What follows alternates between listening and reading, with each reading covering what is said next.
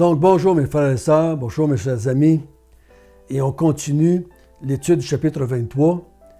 Et nous allons continuer à regarder le procès de Jésus chez les autorités romaines. Notre bon Père du ciel, toi qui nous as envoyé Jésus sur la terre, afin qu'on puisse te voir tel que tu es.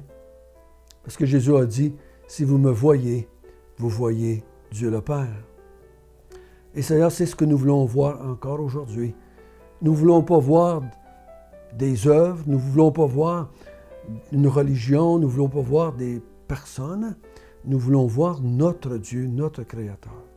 Donc, à travers ces événements qui concernent ton Fils Jésus, nous voulons te voir, toi. Donc, fais-nous la grâce, Seigneur.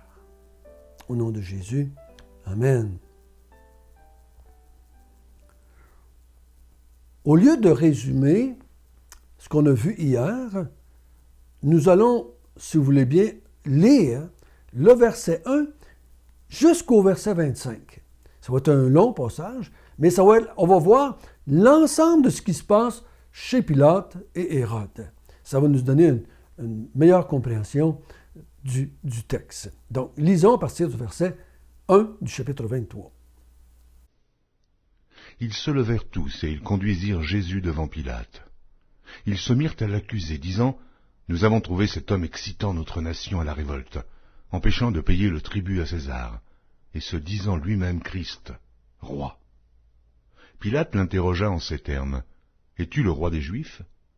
Jésus lui répondit, « Tu le dis. » Pilate dit aux principaux sacrificateurs et à la foule, « Je ne trouve rien de coupable en cet homme. » Mais ils insistèrent et dirent, « Il soulève le peuple, en enseignant par toute la Judée depuis la Galilée, où il a commencé, jusqu'ici. » Quand Pilate entendit parler de la Galilée, il demanda si cet homme était galiléen, et, ayant appris qu'il était de la juridiction d'Hérode, il le renvoya à Hérode, qui se trouvait aussi à Jérusalem en ces jours-là.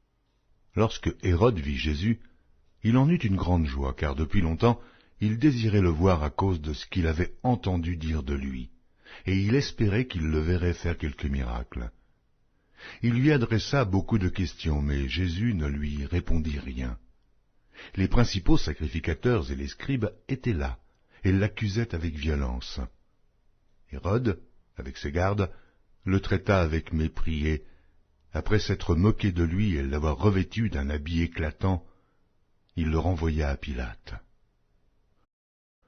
Ce jour même, Pilate et Hérode devinrent amis, d'ennemis qu'ils étaient auparavant.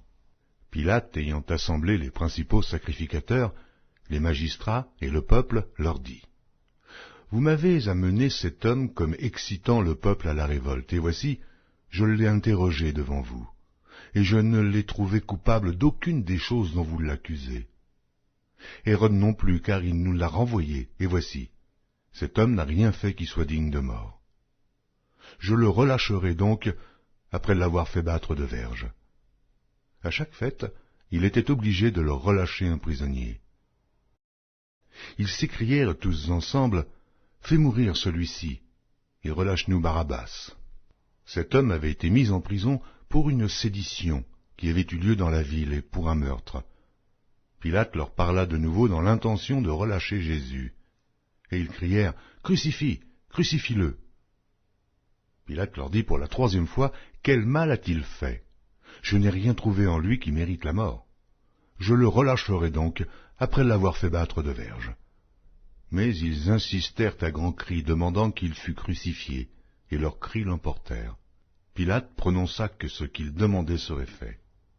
Il relâcha celui qui avait été mis en prison pour sédition et pour meurtre, et qu'il réclamait, et il livra Jésus à leur volonté. Pour bien comprendre ce que Luc veut dire, il faut essayer de se mettre dans la peau de Théophile, de cet excellent Théophile, de cette autorité romaine. Ça fait plusieurs fois que je vous le dis, depuis 23 chapitres. Luc parle à une autorité romaine. Il veut qu'ils comprennent ce qu'il a entendu est vrai. Il veut que Théophile sache ce qui s'est vraiment passé. Parce que Théophile, comme bien d'autres, ne sait pas ce qui s'est vraiment passé. Vous savez, on est 2000 ans plus tard et je parle de Jésus avec beaucoup de monde. Je parle de la Bible avec beaucoup de monde depuis 40 ans. Et vous savez, des fois, je suis obligé de dire, bien des fois, je suis obligé de dire, « Hey, ce que tu dis là, ça ne s'est jamais passé comme ça. Où est-ce que tu as entendu cela? D'où est-ce que ça te vient, ce que tu me dis là? » Ben, j'ai toujours entendu dire ça. Mais j'ai dit, est-ce que tu es allé voir dans la Bible si c'était bien ça qui avait été dit et écrit? Non, pas vraiment. Voyez-vous donc, ici, aussi, 30 ans plus tard, 35 ans plus tard, quand Théophile reçoit l'évangile de Luc, lui-ci a entendu toutes sortes de choses. Mais Luc veut qu'il soit bien convaincu que ce qu'il a entendu, c'est la vérité. Donc, Luc, auprès des témoins oculaires, lui relate les faits. On a vu ce qui s'était passé chez les Juifs, à partir de témoins oculaires, probablement Pierre et les disciples qui étaient là dans ces moments-là. Ici, il se passe aussi des choses. Qui va être témoin? On va voir plus loin qu'il y a des disciples qui regardent de loin. On va voir qu'il y en avait qui étaient là. Quand ils ont passé chez... quand ils l'ont mis à la croix, des femmes et des disciples. Mais qui est-ce qui a raconté à Luc ce qui s'était passé chez les Romains? Si on avait le temps de lire tous les actes des apôtres, on verrait que parmi les autorités juives, parmi les sacrificateurs, parmi les Sanhédrins, parmi les pharisiens, il y a des gens qui se sont convertis. Donc c'est peut-être eux autres qui étaient là, qui ont relaté les faits comme ça s'était passé chez Pilate et chez Hérode. Pilate le déclare non coupable. Les Juifs ne veulent pas rien entendre. Jésus était de la Galilée, Pilate l'a envoyé chez Hérode. Et Hérode le trouve non coupable. C'est ce que Pilate nous dit, nous conclut. S'il l'avait trouvé coupable, il l'aurait gardé et mis en prison ou l'aurait fait mourir. Mais s'il nous l'a renvoyé, c'est parce qu'il n'était pas coupable. Donc, à partir du verset 13, après avoir interrogé et trouvé non coupable, il l'envoie chez Hérode. Hérode l'interroge, le trouve non coupable et le renvoie chez Pilate. Donc, au verset 13, Pilate rassemble le peuple, les magistrats, les anciens, le Sanhédrin, et il leur dit, vous m'avez emmené cet homme-là, et vous me dites qu'il soulève le peuple contre l'Empire romain, contre César, mais je l'ai interrogé devant vous, sans hypocrisie, devant vous, et je n'ai rien trouvé de coupable en cet homme-là. Et il dit Pilate, Hérode non plus, parce qu'il me l'a renvoyé. Donc, je vais le châtier, donc le fouetter, et je vais le relâcher. Mais les Juifs n'acceptent pas ce verdict-là. Ils s'écrient au verset 17, « Tu nous relâches un coupable, nous voulons que tu nous relâches Barabbas et que tu crucifies celui-ci. » Donc, ils préfèrent un meurtrier, un homme qui vraiment s'est soulevé contre l'Empire romain. Ils prennent un bandit, un malfaiteur. Ils le préfèrent. Mettez-vous dans la tête de Théophile, là. Théophile entend dire cela de la part des autorités juives. On aimerait mieux que tu nous relâches un criminel et que tu fasses crucifier celui-là. Tu fasses mourir celui-là. Quelle forme de procès est-ce que c'est ça? Au verset 20, Pilate parle de nouveau dans l'intention de relâcher Jésus. Ça fait la deuxième fois, là. Il veut relâcher Jésus. Mais ils crièrent, crucifie-le, crucifie-le. Pourquoi est-ce qu'il demande de le crucifier? Pourquoi est-ce qu'il ne demande pas plutôt de trancher la tête, mêler à la prison à vie? Je ne sais pas. Pourquoi il demande de crucifier? Crucifier, c'était la mort qu'on réservait à ceux qui se révoltaient contre l'Empire romain.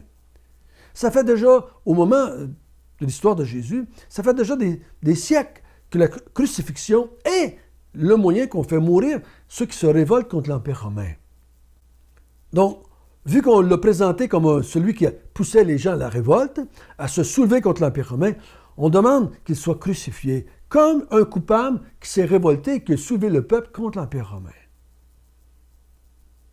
Et je crois aussi en même temps que la crucifixion, on dit, ce que j'ai lu en dehors de la Bible sur la crucifixion, c'était le châtiment extrême. Extrême. Si on croit que la chaise électrique, c'était grave, mais la chaise électrique, ça dure que quelques instants. La crucifixion est une mort qui durait des jours. Des jours. On dit que ça prenait entre 2 à 4 jours pour les condamnés de mourir par asphyxion sur la croix. Donc, c'était beaucoup plus souffrant, beaucoup plus douloureux, beaucoup plus déshonorant de mourir sur une croix comme un révolté. Au verset 22, Pilate leur dit pour la 3e fois, « Quel mal a-t-il fait? Je n'ai trouvé en lui rien qui mérite la mort. Je le relâcherai donc après l'avoir châtié. » Il leur a dit encore une fois. Donc, il n'est pas coupable. Hérode, il n'est pas coupable. Pilate revient ici devant le Sanhédrin, devant les autorités. Il n'est pas coupable. Il n'est pas coupable. Je vais le relâcher. Il n'est pas digne de mort. Au verset 23, mais ils insistèrent à grands cris, demandant qu'il soit crucifié. Donc, ils vont commencer à scander « Crucifie-le, crucifie-le, crucifie-le, crucifie-le, relâche-nous Barabbas, relâche-nous Barabbas. » Ils poussent des cris, ils poussent des cris, ils poussent des cris, jusqu'à un point tel où ce que Pilate succombe, laisse tomber et finalement décide de relâcher Barabbas et de faire mourir Jésus par la crucifixion. Tout dans ce procès a été croche. Tout dans ce procès, depuis qu'ils l'ont arrêté vers 9-10 heures le soir jusqu'à 6 heures le matin, tout s'est passé dans l'hypocrisie, dans le mensonge, dans la lâcheté, dans l'invention de faux témoins. Ils n'ont rien de coupable. Et je crois que la raison fondamentale pour les Juifs, c'est qu'il s'est déclaré roi des Juifs et fils de Dieu, c'est ce qu'ils disent. Mais la réalité, on le sait ça, et Théophile le sait, ce qui s'est passé pendant 3 ans. Jésus a condamné l'attitude des chefs religieux. Il les a condamnés pour leur mensonge, leur orgueil, leur hypocrisie, leur mauvaise interprétation de la loi. Il les a condamnés, en privé comme en public. Et ils sont jaloux de la notoriété que Jésus a acquis, de cette autorité qu'il avait reçue par son enseignement, cette autorité qu'ils avaient reçue par les miracles qu'il avait faits. Le peuple admire Jésus. Non pas parce qu'il est Dieu, non pas parce qu'il est le Fils de Dieu, non pas parce qu'il vient sauver l'humanité, jusqu'à ce point-ci. Ils l'admirent parce que Jésus leur fait du bien. Ils l'admirent avec des motifs un peu comme Hérode qu'on a vu. Oh, il fait des miracles, ils sont dans la joie parce que Jésus fait des miracles, il les enseigne, il les délivre de leurs démons, il leur donne du pain à manger et des poissons. Ils l'aiment Jésus dans ce sens-là. Mais ils ne le voient pas encore comme le sauveur de leurs âmes. Oui, c'est par milliers que les Juifs vont se convertir pendant le temps des Actes des Apôtres. Mais c'est encore une petite minorité si on compare avec l'ensemble du peuple d'Israël. Et on voit que Pilate, Hérode, ne appliquent pas la loi, ni la loi romaine. Ils ne tiennent pas compte que, selon les lois romaines, il n'y avait pas de raison d'accuser cet homme-là. Il n'y avait pas de raison. C'était pas un révolté, c'était pas quelqu'un qui soulevait le peuple. Mais Pilate et Hérode comprennent très bien que c'est les autorités juives qui sont jalouses, qui sont mauvaises, qu'ils veulent la mort de cet homme-là pour des raisons très personnelles.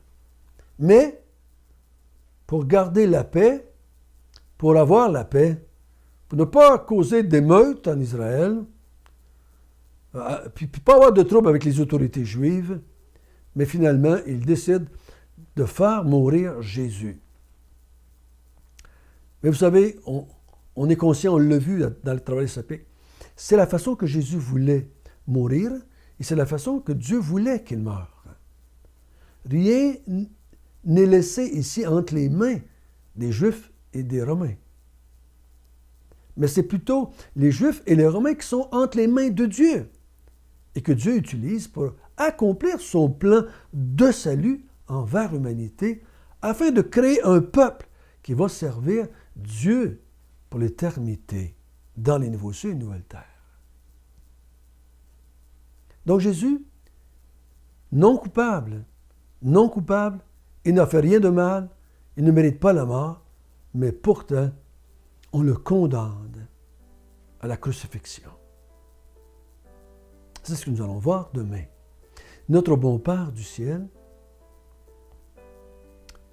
merci de nous avoir dit encore une fois aujourd'hui, il n'est pas coupable d'aucun mal.